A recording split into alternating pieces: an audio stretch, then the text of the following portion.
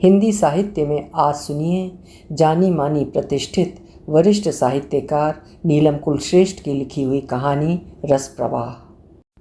नीलम जी गुजरात की प्रथम व एकमात्र हिंदी लेखिका हैं जिन्हें 5 हिंदी साहित्य अकादमी पुरस्कार मिल चुके हैं। प्रस्तुत है कहानी मेरी जुबानी। मैं हूँ सीमा सिंह।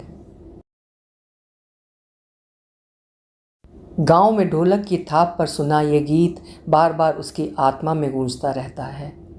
हुए देवकी के लाल यशोदा जच्चा बनी।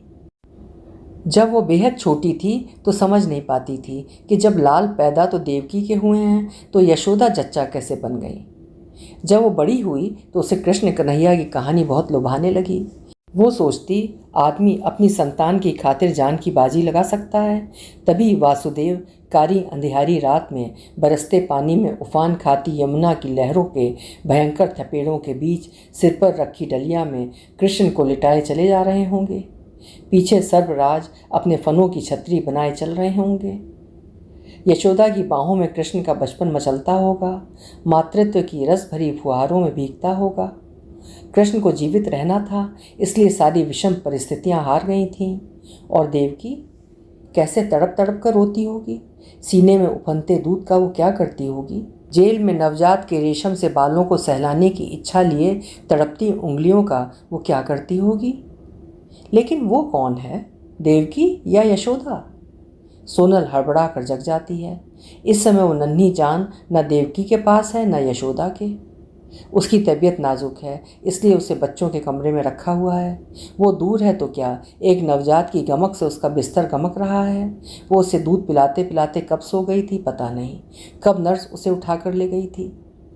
उसके सीने में इतना कसाव आ गया है कि उसका मन कर रहा है वो छोटी उसके पास आ जाए और वो उसके नाजुक होंठ तर कर दे, उसे अपने सीने में भींचकर स्वयं एक आह्लाद में डूब जाए, अंदर तक पिघल कर गमक जाए। लेकिन वो है कौन, देवकी या यशोदा? देवकी ने तो अपनी संतान की सलामती के लिए उसे त्यागा था। यशोदा ने दूसरे की संतान को बाहें फैलाकर पाला था। तो वो तो इन दोनों में से कोई नहीं है। सोनल को अस्पताल के इस वार्ड का कमरा बेहद खाली लग रहा है। वो आंखें इधर उधर घुमाती किसी को ढूंढ रही है। हालांकि उसे पता है वो नीचे की मंजिल में नेट से ढके झूले में सो रही होगी। गोकुल में मेला छाया, कोई सच्ची खबर नहीं लाया। उसे उस गीत की पहली पंक्ति याद आ रही है। सोनल की छुटकी बीमार है। डॉक्टर, नर्स, यहाँ तक कि धीरू भाई भी उसकी गोल गोल खबर देते हैं। बेबी फर्स्ट क्लास है, बस छूत से बचाने के लिए उसे अलग रखा है। सोनल पशोपेश में है। वो सच ही इतनी बीमार है या उसे जानबूझकर उससे दूर रखा है, जैसे वो उसकी माँ ना हो, कोई छूत की बीमारी हो। वो जितना उसके पास रहेगी उतने ही माँ के दिल के तंतु उस नर्म गुदगुदी काया से उलझते जाएंगे।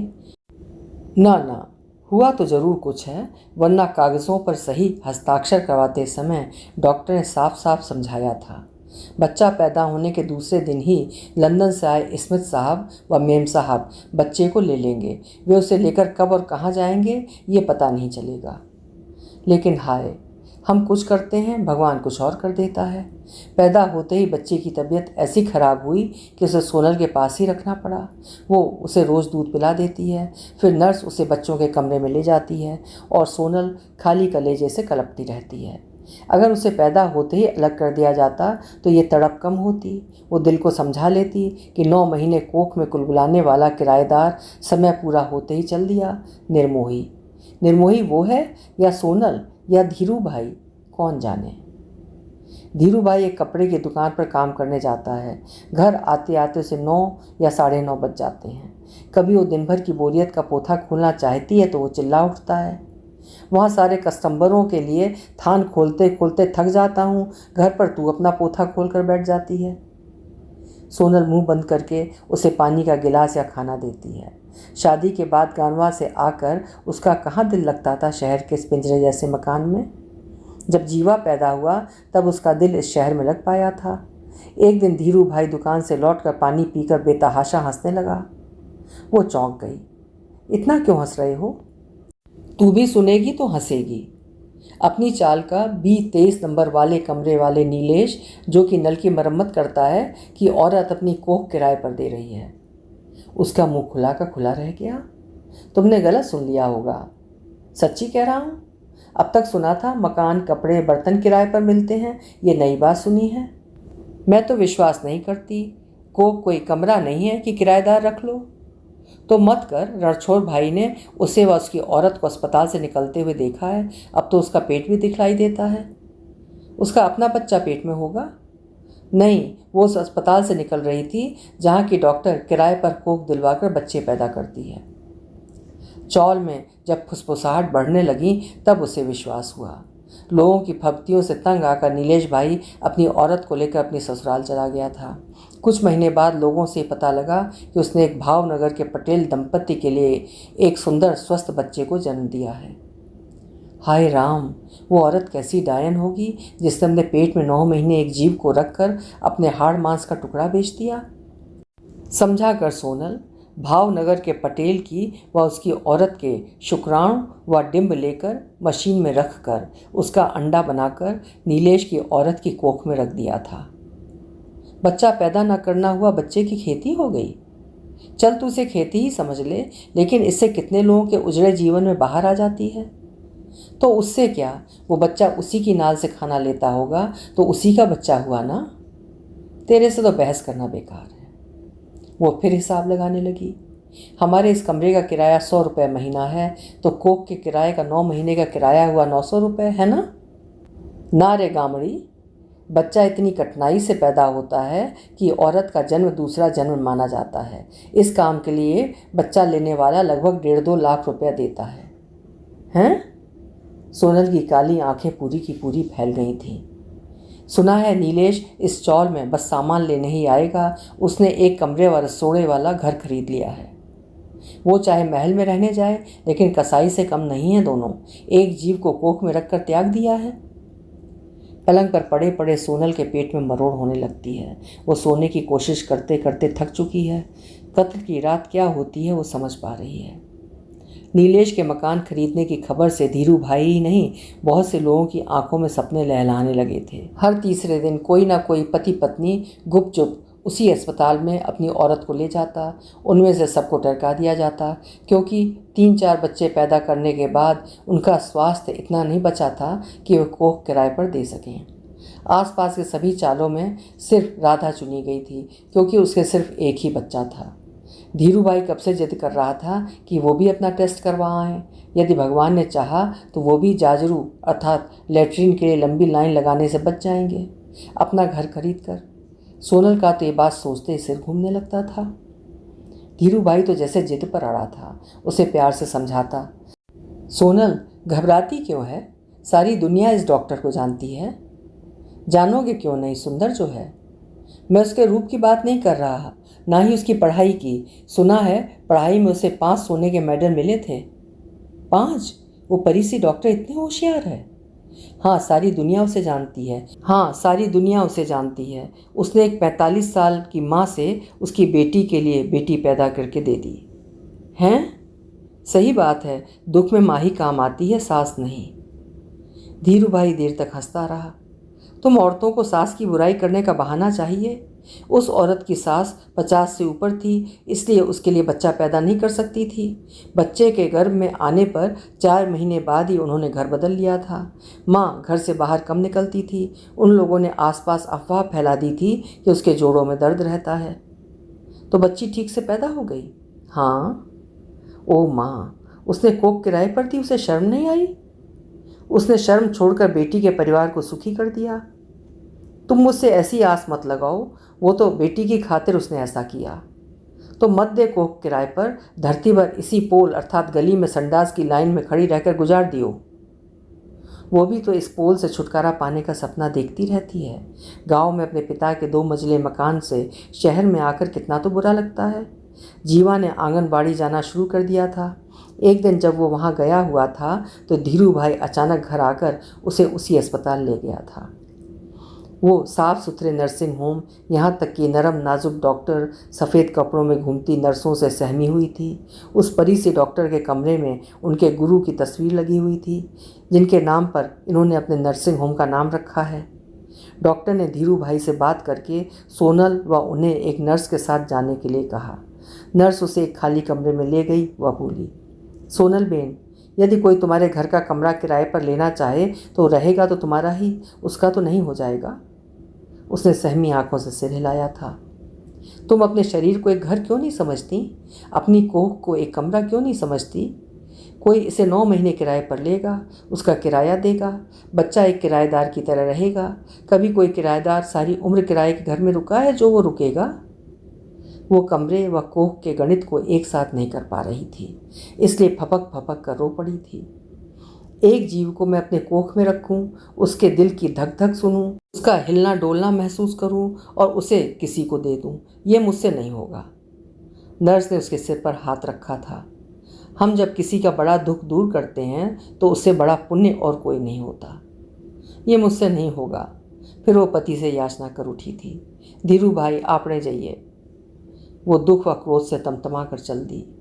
वो गुजरात व राजस्थान की सीमा के गांव में पली बढ़ी थी। वो समझ नहीं पाती कि वो हिंदी वाली है या गुजरातन, लेकिन संतान को त्यागने की बात खूब समझती थी।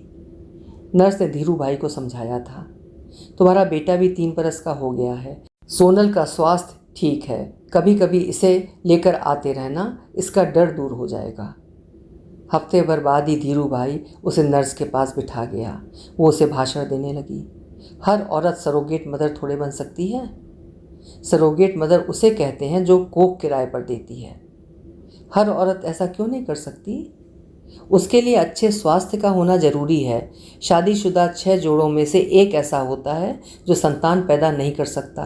तुम भाग्यवान हो जो तुम्हारे बेटा पैदा हो गया है, आगे भी सुंदर बच्चे होते रहेंगे। जिनके बच्चा पैदा नहीं होता, क्या सारे लोग कोख किराए पर लेते हैं? उसकी झिझक हटने लगी थी। वो प्रश्न पूछने लगी थी। कुछ जोड़े इलाज से ठीक हो जाते हैं। कभी माँ की कोख में पिता के शुक्राणु का इंजेक्शन लगाकर बेबी पैदा किया जाता है। कुछ जोड़ों के शुक्राणु व डिंब लेकर मशीन में अंडा बनाकर वापस माँ की कोख में रखकर टेस्ट ट्यूब बेबी पैदा किया जाता है। इनमें से सिर्फ 3% को सरोगेट मदर की ज़रूरत पड़ती है। वो बनना पड़ती है। दुनिया में औरतों की कमी है जो तुम मुझे भाषण दे रही हो? दुनिया भर के लोग क्यों भारत की सरोगेट मदर चाहते हैं? क्योंकि यहाँ की औरतें मेहनती होती हैं, सिगरेट शराब नहीं पीती। तुम सुंदर हो, नाम तुम्हारा सोनल है, स्वस्थ हो, सरोगेट मदर बनने लायक। एक पढ़ी लिखी औरत से अपनी तारीफ सुनकर सोनल शर्मा जाती, लेकिन उसका मन पक्का था, ऐसी तारीफ से वो पिघलने वाली नहीं है। हाँ, अस्पताल के बिस्तर पर आंखों में नींद नहीं है। पुराने चित्र आंखों में आ जा रहे हैं। सोनल का गला सूखने लगा है। वो अंधेरे में मेज पर रखी बोतल उठाकर उसका ढक्कन खोलकर मुंह से लगा लेती है। पानी गले से नीचे सरक रहा है। और उस दिन नर्स सीढ़ी चढ़ाकर उसे एक सरोगेट मदर दिखाने ले गई थी। उस वार्ड में लोहे के पलंगों पर 4 मरीज ही थीं। सोनल अंदर जाकर खुश हो गई, क्योंकि वो परी जैसी डॉक्टर एक मरीज के फूले पेट पर आला घुमा रही थी। वो अंग्रेजी मेम जैसी दिखती डॉक्टर को नज़दीक से देखेगी। डॉक्टर उस मरीज से कह रही थी, बच्चे की धड़कनें ठीक हैं, लेकिन अल्ट्रासोनोग्राफी में देख लिया गया है कि यूट्रस में पानी कम हो रहा है। 2 घंटे बाद ऑपरेशन करके बच्चे को बाहर निकाल लेंगे।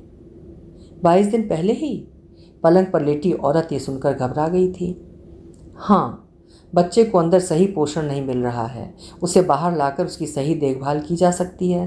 तब तक मैं अग्रवाल साहब को खबर कर देती हूँ। नर्स डॉक्टर से पूछती है, वो लखनऊ से कब आए? 2 दिन पहले ही आए हैं। मैंने खबर कर दी थी कि कभी भी इनका ऑपरेशन करना पड़ सकता है। तुम्हें तो पता है मिसेज अग्रवाल तो इस शहर से कभी भी बाहर नहीं गई हैं। एक बंगला लेकर इस सरोगेट मदर के साथ रह रही हैं। सोनल झिझकती सी डॉक्टर के पास चली जाती है। डॉक्टर, मैं सोनल। मैं पहचान गई, कहो सोनल, कैसी हो? ठीक हूँ। वो हकबकाई से उन्हें देखती रह गई। उस जैसी मामूली औरत को उन्होंने याद रखा। वो जब भी नर्सिंग होम आई है, उसने तो इनके कमरे में बाहर बहुत से सजे धजे आदमी औरतों को बैठे देखा है। कभी कभी लंबे चौड़े आदमी टाई लगाए बैग लिए बैठे हैं। धीरू भाई ने फुसफुसाकर बताया था, ये बैग लिए मानुस दवाई बनाने वाले कंपनियों के एजेंट हैं। उस डॉक्टर ने अपने ऑफिस में उससे पूछा था, सोनल तुम्हारा मन पक्का हुआ या नहीं?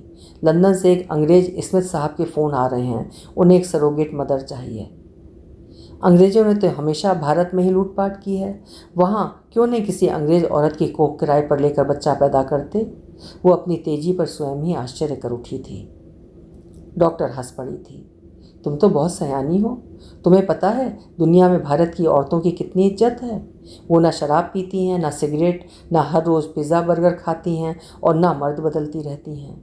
ये अनुशासन से रहती हैं। ऐसी अच्छी स्त्रियों से विदेशी बच्चा पैदा करना चाहते हैं। यहाँ खर्च भी कम होता है, बस तुम्हारे हाँ करने की देर है। मेरा उत्तर तो आपको पता है, वो तो धीरू भाई पीछे पड़ा है। तुम इन भावना बेन से पूछो दूसरों को सुख देने का अपना क्या आनंद होता है। फिर डॉक्टर ने दोनों नर्स को इशारा किया, आप दोनों मेरे साथ चलिए। भावना बेन ने उसे इशारे से स्टूल पर बैठने के लिए कहा। फिर बोली, तुम्हारी बेटी है या बेटा? एक बेटा है। तुम सोच कर देखो, यदि तुम्हारे संतान नहीं होती तो? ना रे, ऐसा कैसे हो सकता है? दुनिया में किसी के साथ कुछ भी हो सकता है। मेरी ताई बांझ ही मरी थी। मेरी दादी उसे मरते दम तक कोसती रही थी। जो उससे मिलता या तो उस पर तरस खाता या ताने मारता। यदि उसको बच्चा हो जाता तो? हाँ, वो खुलकर मुस्कुरा सकती थी, हंस सकती थी। तो किसी की खुशी के लिए अपनी कोख किराए पर देने में क्या बुराई है? हाँ, मेरा मन नहीं मानता। डॉक्टर और नर्स मीठी मीठी बातें करके औरतों को फंसाते रहते हैं। सब पैसे कमाने के धंधे हैं। तुम्हें पता है डॉक्टर सरोगेट मदर को रुपया दिलवाती है, लेकिन अस्पताल के उसके खर्च का एक भी पैसा नहीं लेती। क्या सच? तो उसे क्या फ़ायदा होता है? वो कहती है, मुझे 2 परिवारों की खुशी देखकर खुशी मिलती है, आत्मा तृप्त हो जाती है। यही खुशी स्मिथ परिवार को देने सोनल राजी हो गई थी। रुपए तो धीरू भाई को चाहिए थे। सोनल पलंग पर पड़ी पड़ी क्या क्या सोचती जा रही है। उसके सीने में कुछ घूम रहा है। बेहद घबराहट हो रही है। जिस दिन के आने से वो डरती रही है, वही इस रात्रि के अंत में खड़ा है। कल स्मिथ साहब उस छौनी को ले जाएंगे। न वो बीमार पड़ती और न ही वो 15 दिन अस्पताल में और रुकती। न सोनल उसे सीने से लगाकर उसकी भूख शांत करती, न उसके नरम नाजुक गुलाबी देह में अपने अंश के होने का एहसास जगाए होते। वो कितने गहरे से महसूस करने लगी है। बच्ची से उसकी नाल कट गई है तो क्या, उसके शरीर में बहता खून तो उसका ही है। सोनल कल के आने के भय से उठकर टहलने लगती है। उस दिन एक नर्सिंग होम की आया एक ऑटो रिक्शा लेकर उसे घर बुलाने आई थी। डॉक्टर साहब ने तुम्हें बुलाया है। वो रास्ते में सोच रही थी कि धीरू भाई कितना धुन का पक्का है। वो डॉक्टर के पास जाता रहता है। डॉक्टर व नर्सें सोनल को समझाती रहती हैं। जब सोनल ने डॉक्टर के कमरे में प्रवेश किया था तो देखा कि डॉक्टर के कमरे में कुछ लोग बैठे हैं। आओ सोनल, डॉक्टर ने उससे कहा। वो एक कुर्सी पर बैठ गई। वे कहने लगी, इनसे मिलो, ये हैं चेन्नई के वेंकट रमन व उनकी पत्नी व माँ, और ये हैं अपने शहर के वल्लभ जोशी व उनकी पत्नी जयाबेन। आज जयाबेन इनका बच्चा इन्हें सौंपने वाली हैं। डॉक्टर के कहते जयाबेन अपनी गोद में सफ़ेद कपड़े में लिपटे बच्चे को लेकर उठी थीं। उसने श्रीमती वेंकट रमन को बच्चा देना चाहा तो उन्होंने गहरी नीली साड़ी पहने, गले में मोटी सोने की चैन पहने अपनी सास की तरफ इशारा कर दिया। सास अपनी कुर्सी से उठी थी। जया की आंखों से अश्रुधारा बह उठी थी। उसने आखिरी बार बच्चे को सीने में भींचा, आंसुओं से भीग के अपने होठों से चूमा और उस मद्रासी महिला को दे दिया। बच्चा हाथ में लेते ही दादी के हाथ कांपने लगे। उनका भी सारा चेहरा आंसुओं से तर हो गया था। वे तमिल में जयाबेन को क्या आशीषें देती जा रही थीं, उसे कुछ समझ में नहीं आ रहा था। बस उसका शरीर हिचकियों से कांप रहा था। वेंकट रमन व उनकी पत्नी भी रो रहे थे। दादी ने आगे बढ़कर बच्चा बहू की गोद में दे दिया। वो माँ पागलों की तरह बच्चे को चूमे जा रही थी। वो दादी तमिल में कुछ बोलती हुई जया के पैरों से लिपट गई। जयाबेन ने सकुचा कर अपने पैर मुक्त कर दिए। दादी हाथ जोड़े डॉक्टर के सामने कुछ बड़बड़ाने लगी। सोनल ने भरत मिलाप तो सुना था, लेकिन ये कौन सा मिलाप था?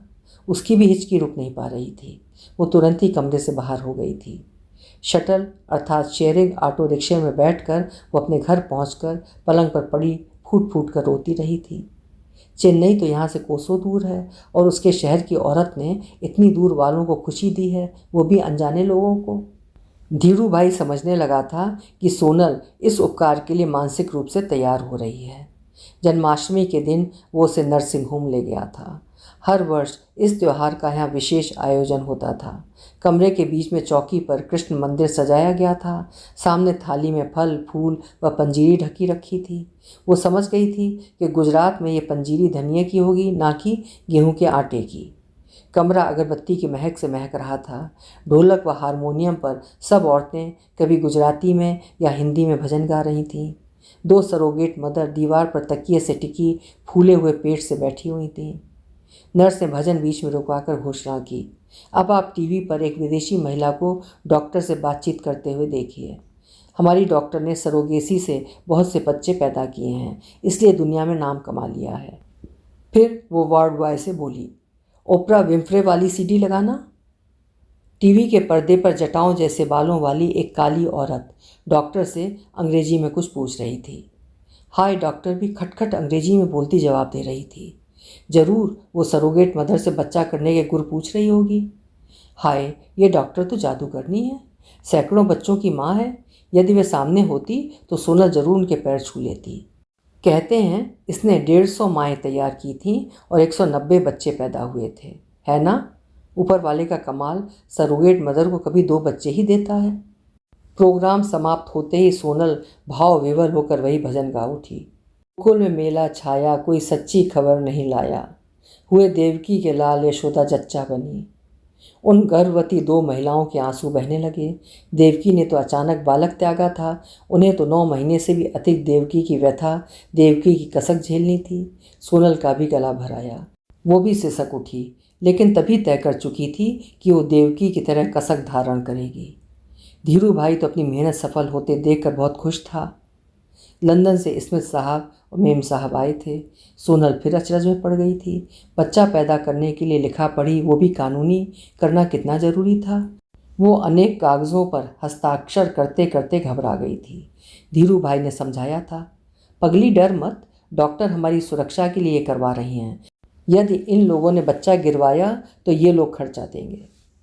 बच्चा आड़ा टेढ़ा हो गया तो तब भी उसे पालने की जवाबदारी इन्हीं की है। बस एक बात है, मुझे तुझसे 9 महीने दूर रहना पड़ेगा। मैं तो रह लूँगी, तुम मर्दों की क्या? अगर इधर उधर गए तो गर्भपात करवा लूँगी। वो घबरा गया था। ना रे, किसी हालत में गर्भपात मत करवाना, नहीं तो सारा हर्जाना मुझे देना पड़ेगा। मेरे पास इतना पैसा कहाँ है? कागज़ों पर उनके सही करते ही पीली रंग की कसी फ्रॉक में से नंगी आधी टांगें दिखाती मेम साहब उसे कसकर भींच कर रो पड़ी थीं। रोना तो उसे भी आ रहा था। उसके सीने में उनके मोतियों की माला चुभ रही थी, लेकिन वो उनके मुलायम जिस्म की कोमलता से उनकी भीनी भीनी सुगंध में नहा गई थी। वे रोते हुए अंग्रेजी में गिटर पिटर करती जा रही थीं। डॉक्टर ने कुछ दिनों बाद ही उसे ऑपरेशन थिएटर में ले जाकर बच्चे का अंडा रखकर गर्भवती बना दिया था। वो साहब मेम साहब नौकरी करते थे, इसलिए अपने देश लौट गए थे। अपना घर खरीदने के लिए इतना संयम नहीं कर सकता। डॉक्टर ने एक सरोगेट माओं के लिए एक हॉस्टल बना दिया था, लेकिन सोनल जीवा को किसके भरोसे छोड़ती? जब वो स्कूल पढ़ने जाता तो उतने समय में वो वहाँ कंप्यूटर व अंग्रेजी सीखने चली जाती। कहते हैं बच्चे बड़े होकर माँ बाप का नाम रोशन करते हैं। वो कौन से माँ बाप का नाम रोशन करेगा? कौन से माँ बाप का? ज्यों ज्यों वो मांसपिंड बढ़ रहा था, सोनल की बेचैनी बढ़ रही थी। अक्सर वो पेट पर हाथ रखकर उस उभार को महसूस करती। दोस्त, एक पैर वो अंदर से उसके हाथ पर मार देता। वो कोख में उसके तेजी से घूमने को महसूस करती तो एक आह्लाद से भर जाती। तभी विषाद उस पर हावी होने लगता। एक अजनबी के लिए क्यों खुश हो रही है? नर्स उसे हॉस्टल में महात्मा जैसे प्रवचन देती। जो तुम्हारा नहीं है उससे मोह कैसा? तुमने तो कोख किराए पर दी है। कभी कोई किराएदार किराए के मकान में ज़िंदगी भर रुका है? वो तरल होती आँखों व लरजते दिल पर ताला लगाने की कोशिश करती। मन करता चीख पड़े। कभी किसी किराएदार ने माँ के गर्भ की नाल रिश्ता हुआ स्नेह सूत्र बांधा है? जो अपने कलेजे का टुकड़ा होगा वही तो कोख में टिक पाएगा। उसका मन करता वो डॉक्टर को मना कर दे, उसके कलेजे के ऐन नीचे घूमते इन जीव को फिरंगियों को नहीं देगी। वो अपनी बेबसी पर रोकर रह जाती। वो कागज़ों पर हस्ताक्षर करने का अर्थ जानती थी। लंदन से मेम साहब फ़ोन करती रहती थी। सोनल तो बस बीच बीच में यस या नो करती रहती थी। वो गुड लेडी, नाइस गाय या गॉडेस का अर्थ समझने लगी थी। उसकी आवाज़ ही दूर बैठी फिरंगन के लिए गर्भनाल थी, जिससे उसे अपने बच्चे से जुड़े होने का रस प्रवाह मिलता था। शब्दों के रूप में बूंद बूंद फ़ोन से रिश्ता हुआ। सोनल का बस चलता तो अपनी कोख के जीव को लेकर इतनी दूर भाग जाती कि धीरू भाई भी उसे ढूंढ नहीं पाता। लेकिन जीवा के कारण कैसे भाग सकती थी? वो स्लेट पर अंग्रेजी के अक्षर बनाने व नर्स के प्रवचन सुनने के अलावा कुछ कर नहीं सकती थी। आज तो सुबह ही सुबह नर्स उस छौने को उसके पास दूध पीने के लिए ले आई थी। जब वो दूध पिलवाकर उसे ले जाने लगी तो सोनल गिड़गिड़ा उठी थी। कुछ देर इसे मेरे पास रहने दो, मोह मत बढ़ाओ, इसे जाने दो, मुझ पर तरस खाओ, मुझे पता है इसे जाना तो है ही, वो कहते हुए रो पड़ी। नर्स ने तरस खाकर फिर बच्ची को उसके बिस्तर पर लिटा दिया। भूरे बालों वाली वो नन्ही बच्ची उसे अपनी नीली आंखों से टुकुर टुकुर देख रही थी। जब तक डॉक्टर का बुलावा नहीं आ गया तब तक वो उसके गमकते कोमल स्पर्श से अलग नहीं हुई। एक आया ने मेम साहब के दिए कपड़े पहनाए, फिर उसे लेकर चल दी। सोनल को भी उसके साथ जाना था। वो भी कदम घसीटती उसके पीछे चल दी। उसने तो इसके माँ बाप की शक्ल देखी हुई है, लेकिन कुछ माँ बाप तो सरोगेट मदर की शक्ल भी नहीं देखते। डॉक्टर के कमरे में इसके माँ बाप व धीरू भाई बैठे थे। धीरू भाई ने उसे अपने पास की कुर्सी पर बैठने के लिए सहारा दिया। उसका चेहरा भी बहुत उतरा हुआ था। सोनल का मन कर रहा था वो चीख पड़े, अपनी ये गुड़िया मैं किसी को नहीं दूंगी। डॉक्टर ने नरमी से कहा, सोनल अपने हाथों से इस बच्ची को स्मिथ मैडम को दे दो, तुम्हारा ये उपकार जीवन भर नहीं भूलेंगी। उस आया ने सोनल के पास आकर बच्ची को उसकी गोदी में दे दिया। स्मिथ मैडम अपनी जगह से उठकर उसके पास चली आईं। दो माएँ आमने सामने खड़ी हुई हैं, दो देशों की सीमाओं से परे, अपने भरे कलेजे से, आंसू भरे नैनों से। सिसकी दबाना चाहती है लेकिन होंठ रो उठते हैं। सोनल कसकर उस बच्ची को कलेजे में भींचती है और फिर उसके सिर पर हाथ रखकर जोर से रोने लगती है। उसे लग रहा है वो चीख पड़ेगी। बच्ची को नहीं दूंगी, लेकिन धीरू भाई उसके कंधे पर हाथ रखकर जैसे कुछ समझा रहा है। वो कसकर अपने होंठ भींच लेती है।